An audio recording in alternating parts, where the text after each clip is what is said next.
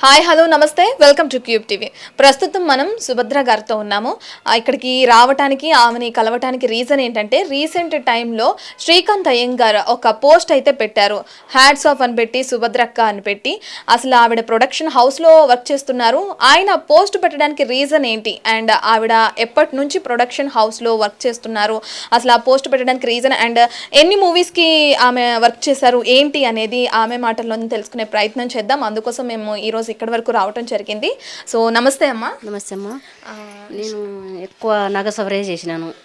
చిన్న చిన్న సాయి కుమార్ కొడుకులే నాగసవరే చాలా చేశాను. చాలా చేశాను. అంటే మీరు ఎప్పటి నుంచి ఈ ప్రొడక్షన్ హౌస్లో వచ్చారు పని కోసమని, అంటే ఎన్ని ఇయర్స్ బ్యాక్? 2009లో తీసుకున్నా. ఒక 2 సంవత్సరాలు 3 సంవత్సరాలు ఈటీవీలో చేసిన తర్వాత నాకు 700 ఇస్తారు అంటే బయటకు వచ్చేసిన. ఇంకా అప్పటి నుంచి రన్నింగ్లోనే ఉన్నా. ఓకే, తర్వాత మనకు ఫస్ట్ కరోనా వచ్చింది. స్టార్టింగ్ మనకి ఒక ఫస్ట్ వరకు ఉంది, ఒక 5 రోజులు కరోనా ఉందంటే ఊరు వెళ్ళిపోయా. ఆ లోపల నాకు కొంచెం బాగలే వెళ్తూ, సర్లే మందులతో తగ్గుద్దామని చూసా. ఇంకా ఎక్కువ అయిపోయింది. వద్దులే లాభం లేదని గర్భసంచి తీసుకొని ఇల్లు చాలా మంది ఫోన్ చేశారు. కొత్త మనకి స్టార్ట్ అవుతానే సుభద్ర వచ్చేసాను. ఆరోగ్యం బాగాలేదన్న. ఆరోగ్యం బాగాలేదంటే సరేలే ఎవరు నన్ను పెట్టి చేపిద్దాన్ని వచ్చి కుక్కర్ గిట్ల పెట్టుకుందురా అన్నారు. అస్సలు రాను నేను. అట్లా చేసి ఇప్పుడైనా మీ సొంతూరు ఇక్కడ కాదు, హైదరాబాద్ కదా? కాదు, కొత్తగూడెం. కొత్తగూడెం. వద్దులే బాబు, అప్పుడు 2 చేసేది 3 చేసేది ఒక్కదాన్ని చేసే వాళ్ళు ఆరోగ్యం పాడు చేసుకున్నా. ఇప్పుడు ఆపరేషన్ అయిందన్నా కూడా రమ్మంటారు. వేరే మనిషిని చేతికి ఇస్తాము రా అన్నారు. వద్దు బాబు, నా వల్ల కావట్లేదులే, వద్దులే, మా బాబు కూడా వద్దమ్మా, ఆరోగ్యం పాడైంది కదా, వద్దులే, వద్దు చాలు, నేను ఎంత ఒకంత చేసి మనం ఏదో మామూలు ఇంట్లో ఉందా అని అప్పుడు ఇంకేరే ఇంట్లో ఇట్లా షిఫ్ట్ అయినాక ఇంకేదో మనకు చిన్న సినిమాలకి వెళ్తా. 2 లేడీస్ ఉన్న కాడ ఒక లేడీస్ కుక్కర్ పెట్టుకోవడమా, నేను కుక్కర్లు పెట్టడమా, ఒకళ్ళని కూర్చొని కడగటమా అలా చేస్తాం. మొన్న ఏం జరిగింది, ఏ ఊరు అది, ఏదో ఊరమ్మా, ఆవిడూరు వెళ్ళాను. ఎండలు కూర్చొని కడుగుతాను ట్యాంకర్ పెట్టుకొని. ఆ ఊర్లో ఒక అమ్మాయి లమ్మడోళ్ళ అమ్మాయి నేను. ఆ సార్ ఎలా చూశాడంటే ఇట్లా అందరూ ఇట్లా అందరూ క్యాన్కి చూస్తా అంటే అది ఇది అన్ని క్యారమెన్ల కాంచికి ఇట్లా రెల్లకొచ్చుకుంటాడు చూశాడు. ఒకరోజు చూశాడు, 2 రోజులు చూశాడు, ఒక 10 రోజులు చేశాను అక్కడ షూటు. ఆ సార్ ఎందుకు వచ్చాడో సడన్గా నాకు ఎదురు వచ్చాడు. క్యారమెన్ల నుంచి బయటకు వెళ్ళి అటు ఎందుకు వెళ్తుండో తెలియదు. నేను సార్ని చూసుకోలే అన్నీ శుభ్రంగా తీస్తాంటే బ్లౌజ్ వేసుకోవచ్చు కదమ్మా, నమస్కారం అంటే అయ్యా నీకే నమస్కారం నాయన, నువ్వు నమస్కారం పెట్టా, బ్లౌజ్ వేసుకోవచ్చు కదా అన్నాడంటే కడగడం రాదు సార్ అన్న. టక్కున నా పక్కన వెనకాల కూర్చొని ఫోటో తీసిండు. అయ్యో సార్ నా పక్కన కూర్చొని ఫోటో తీస్తారంటే ఫోటో పెట్టుకుంటాడేమో అనుకున్నా. తెల్లారి మేనేజరు నేను ఆ సారు మీడియం వాళ్ళకి ఇచ్చిండట, నువ్వు నెంబర్ చెప్పు అన్నాడు. అనుకున్నా ఆయన పని ఇస్తారేమో అనుకున్నా, నేను సింపుల్ పని ఇస్తారేమో అనుకున్నా అని టక్క నెంబర్ చెప్పేశా. ఇంకా నేను మీడియం వాళ్ళు ఫోన్ చేసి నేను అసలు ఇప్పుడు జూన్ 3 వరకు ఉండాలి ఆడ, ఉండాలి. ఎండకి కొంచెం వేరే వాళ్ళకి నాకు గొడవ అయింది. తనకి నాకు గొడవ అయ్యి ఇంకా నాకు ఎందుకో మనస్పార్థాలు వచ్చినాయి. మనస్పార్థాలు వచ్చి మంచిగా అనిపించక తింటలేదు తాగట్లేదు పని చేస్తాను. ఇంకా మేనేజర్ అన్నాడు, నువ్వు వచ్చిన రోజంతా యాక్టివ్గా ఇప్పుడు లేవు, సరే వెళ్ళిపో, ఇక్కడ ఎవరిని పెట్టుకొని చేపించుకుంటూ లేకుంటే ఏరేవని మేము పిలిపించుకుంటూ నువ్వు వెళ్ళిపో అన్నాడు. అమ్మయ్య, నేనే ఆ మాట అందాం అనుకున్న సార్ అన్న. తెల్లారి ఒక అతను వచ్చి తీసుకొచ్చాడు. అంటే ప్రొడక్షన్ హౌస్లో యూనియన్ కార్డ్ అనేది ఒకటి ఉండాలంటారు కదా, మీకుందా కార్డు? ఓకే, ఉంది నాకు. నేను అప్పట్లో నేను తీసుకున్నప్పుడు 60,000.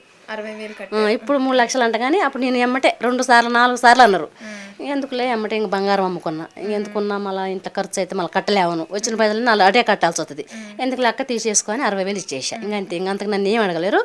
తర్వాత నేను కార్డు తీసుకున్నాక సంవత్సరం 500 సందా అన్నారు. తర్వాత 2,000 అన్నారు. తర్వాత 3,000 అన్నారు. తర్వాత ఇప్పుడు 4,000 కడతాం. జనవరి 15 తారీఖు కల్లా 4,000 కట్టాలి. కట్టకుండా ఫైన్ వేస్తారు. కాకుండా అంత దూరం తెచ్చుకొని నేను ఉన్నా లేకుంటే పనికి వెళ్ళి వస్తేనో కడతా, లేకుంటే ఇంటి ఎంత అక్కడ పెట్టైనా కడతా. కానీ ఊక ఫోన్లు చేపించుకో ఒకసారి 2 సార్లు గుర్తుంటుంది నాకు. అమ్మో 15 తారీఖు జనవరి దాటొద్దు, లేకుంటే 1000 రూపాయలు ఫైన్ వేస్తారు. ఎందుకు ఈ ఫైన్ల దాకా పోలే నేను. వద్దులేని ఇంట్లో అప్పటికి పని దొరికిందా దేవుడి దయ వల్ల 4 రోజులు దొరికినా చాలు ఫైన్ కట్టేస్తా. వద్దాం అనుకుంటే వస్తువులు ఏదో చిన్న తాగడ పెట్టిపోయి కట్టేసి సందా ప్యాగ్ అది పట్టుకొని వచ్చేస్తా. ప్రొడక్షన్ హౌస్లో ఒకవేళ పని లేదనుకోండి, మీకు అక్కడ ఉన్నంత సేపు చేస్తారు. ఒకవేళ అక్కడ పని లేకపోతే అప్పుడు బయటకు వెళ్తా. నేను ఇంతకుముందు ఇళ్ళల్లో పని చేశాను, సూపర్ మార్కెట్లో చేశాను. సూపర్ మార్కెట్లో చేసినాకనే కిడ్నీలలో రాళ్ళు వచ్చినాయి. ఊక నిలబడాలి, మన సబ్బింగ్ కానీ ఇవన్నీ బాగా చేపించారు.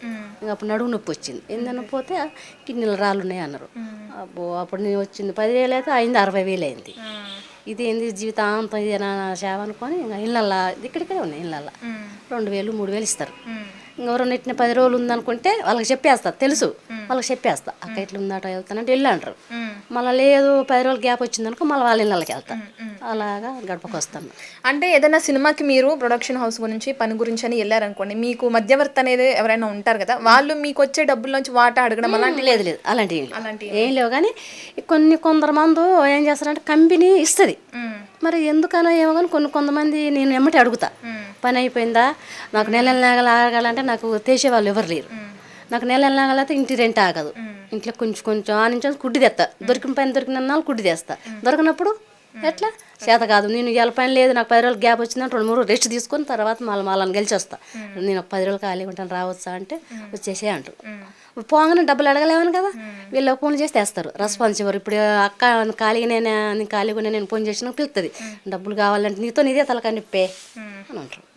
ఈ అమ్మాయి ఎందుకు లేని ఇంకా చాలా వరకు చాలా వరకు ఫస్ట్లో బాగా చేసా పని, పవన్ గారితో బాగా నాగశౌర్య చేశా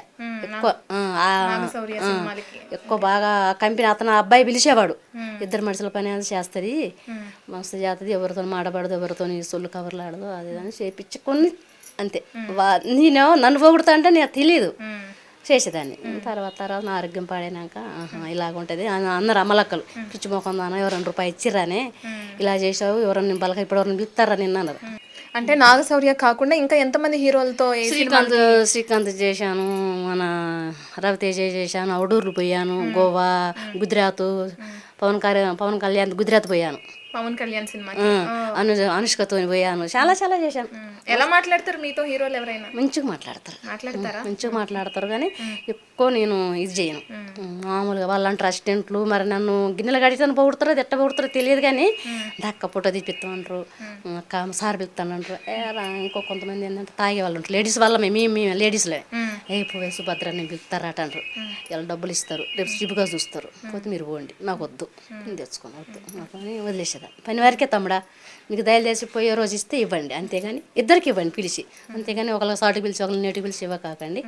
అట్లా నేను ఎక్కువ పోకపోయేదాన్ని, ఎక్కువ మాట్లాడను. ఆ పిల్లలు మాత్రం వస్తారు పొగిడేవారు, నేను అనే తర్వాత వీళ్ళు గిన్నెలు కడతానుగా మనం పొగుడతారే, మనం ఎక్కువ ఎగరవద్దు, ఎగిరెగిరి పడకాక మనం బతకాలి, వాళ్ళ బతుకు వాళ్ళది మన బతుకు మనది, మనం బాగొద్దు ఎక్కువ బాగొద్దు అంటే మేమే తిట్టుకునేవారు. కొంచెం పవన్ గారు పెద్ద లేదు కొంచెం రెస్పెక్ట్కి ఇచ్చి మాట్లాడి పంపించేదాన్ని. ఇంకా చిన్న మీరు తీసుకోవట్లేదు చేస్తాం అలాగా తీసుకోండి మేమే తీసుకోండి అంట. కోపం వస్తే కోపం రాకుండా కూలుగా చాలా వరకు అయితే కూలుగానే ఉంటా, చాలా వరకు కూలుగా ఉంటా. ఒకసారి కోపం వచ్చి ఎవరైనా కసురితే కోపంగా ఉంటా, కానీ చాలా వరకు అయితే 100% కూలుగానే ఉంటా, చాలా వరకు కూలుగానే ఉంటుంది. అంటే ప్రొడక్షన్ హౌస్లో అంటే సినీ ఫీల్డ్లో సినీ ఇండస్ట్రీలో ఎవరికైనా అమ్మాయిలకి వేధింపులు ఎక్కువ ఉంటాయి అంటారు, ఇబ్బందికర పరిస్థితులు ఉంటాయి అంటారు. మీరు ఎప్పుడైనా అలా ఇబ్బందిగా ఫీల్ అయిన సందర్భం ఏమైనా ఉందా? ఇంక చెప్తాను కదా, మొన్న ఓడోరు వెళ్ళాను, ఇంకా చెప్పాలంటే ఆఫీసులకు వెళ్ళినాక చెప్తాను. అది ఇంకా అది డబ్బు రాలేదు, అని ఇంకా ఏం రెస్పాన్స్ రాలేదు నాకు. అతను కూడా ఫోన్ చేయలేదు, పిలిచి పంపించిండు. తర్వాత అతనికి నాకు కొంచెం చిన్న మనస్పార్థాలు వచ్చినాక నన్ను ఇట్లా అన్నాడు, ఊరుగానూరు వచ్చినా నేను ఇంటికాడ నా భర్త నా పిల్లగాని విడిచిపెట్టుకొని మరి ఏంటమ్మా అని అతను అడగాలి కదా. ఇప్పుడు అతను పంపిస్తేనే భరోసా మీద వెళ్ళాను. పని ఎంత పని అయినా ఒక పని రానామని పని వచ్చినామని చేయాలంటే నీకు పని రాదు అమ్మ, ఇది ఇట్లా అని చెప్తా. కుక్కర్లు పెట్టుకోవాలి, మెయిన్ డైరెక్టర్ గారు కానీ కెమెరామెన్ గారు కానీ ప్రొడ్యూసర్లు ఉంటారు కొంతమందికి, వాళ్ళకి అన్నీ డిబేట్ చేయాలి, నేను చేయాలి. ఆవిడ ఏం చేయాలి, మా అమ్మ మరి సుభద్ర తర్వాత నీ ఆడవిడ అయిపోయినాక నువ్వు అడుగంటే పీడపోయేది. అతను ఏదో చిన్న డిస్కషన్ చేసిండు, ఇంకా మాట ఏం వాళ్ళు నన్ను బూతులన్నా నేను బూతులనలే, నువ్వెంతో నేనెంత అన్నట్టుగా అతను మాట్లాడాడు, మరీ ఎట్నో మాట్లాడాడు శిబుగా నన్ను. అంతే ఇంకా నేను అనుకున్నా, నేను నిలపరదాన్న, నాకు కూడా కార్డు ఉంది కదా, నన్ను ఇంతగా శిబుగా మాట్లాడతాను ఏంది తినే ముందు అని ఇంకా 2-3 రోజులు నేనే తింటా మానేసా, మంచినీళ్ళు టీలు అవి మానేసా. అక్కడ వాళ్ళు ఏం చేశారంటే అమ్ముడోళ్ళు రొట్టెలు ఇచ్చేవాళ్ళు, జొన్న రొట్టెలు, వాళ్ళే కర్రీ చేసుకుని ఇచ్చేవారు. అది పొద్దుపొట్టి టిఫిన్ లాగా అది చేసేది, మధ్యాహ్నం తినకపోయేదాన్ని, మళ్ళీ నైట్ తెచ్చుకొని వేరే వాళ్ళ ఇంటికి పడుకునేదాన్ని, ఈ హౌస్లో ఉండకపోయేదాన్ని. అందరికి ఒకటే 6 బార్ ఇచ్చారు, ఇంకా ఉండకపోయేదాన్ని. ఆ అమ్మ కాడికి పోయి స్నానం చేసుకొని మళ్ళీ 2 రొట్టెలు తిని పడుకునేదాన్ని. మళ్ళీ పొద్దున్నే 4 గంటలకు లేచి వచ్చి క్యారీలు రూమ్లో పెడతారు కదా నైట్ భోజనాలు, అవి కడుక్కునేదాన్ని. మళ్ళీ ఎక్సెల్గా వాళ్ళతో వెళ్ళిపోయేదాన్ని, అలా నడిచేదాన్ని. ఇంకా 2 రోజులు 3 రోజులు తిండి లేదు, ఎండ బాగా కొడుతుంది. మరి ఆ మేనేజర్ ఎలా కనిపెట్టి కొంచెం ఎందుకు నువ్వు తేడా కొడతాను వచ్చినంత ఇప్పుడుగా లేవు, సరే ఈ అమ్మాయిని పంపించండి అన్నారు. చెప్పారే ఒకళ్ళు తింటలే తాగట్లని చెప్పారే ఏం పాడు, పంపించండి అన్నారు. ఓకే అన్న ఎగ్జాక్ట్గా వచ్చేసా. నేను ఎందుకు ఏమిటని ఏం డిస్కషన్ చేయలే, ఎగ్జాక్ట్గా వచ్చేసి వచ్చిన 2వ రోజు 3వ రోజు ఇంకో మీడియం వాళ్ళు వచ్చారు, ఇంటర్వ్యూ ఇచ్చాను. మీరు ఎప్పటి నుంచో వర్క్ చేస్తున్నారు కదా ఇట్లా ప్రొడక్షన్ హౌస్లో, చాలా దగ్గర చేశాను, ఈటీవీలో కూడా చేశానని మీరు ఇప్పుడే చెప్పారు. మరి అంత పని చేస్తున్నప్పుడు మీకు ఆరోగ్య సమస్యలు ఏమైనా వచ్చినాయా? వచ్చినాయి చెప్తాను కదా, పెద్ద ఆపరేషన్ అయింది. తర్వాత ఇట్నే ఇంకా మామూలుగా జనరల్గా ఎక్కువ షూటింగ్లు నడవనప్పుడు బయట పనికి వెళ్ళేదాన్ని. ఇంకా ఇందులో సరిగా అలా టైం టు టైం తినాలంటే సిగ్గిడిచి తినాలి, ఎదిరియాలి, నువ్వెంత నేనంత అనాలి.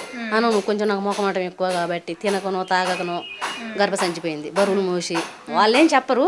కాకుండా ఒకటి ఆయన బాబుకి క్యాన్ ఎడబెట్టమంటే కసురుతారు.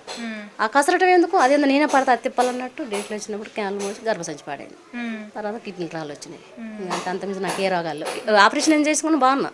ఇప్పుడు 4 సంవత్సరాలు బాగానే ఉన్నా. ఇప్పుడు ఈటీవీలో కూడా ఎన్ని సంవత్సరాలు పనిచేశారు?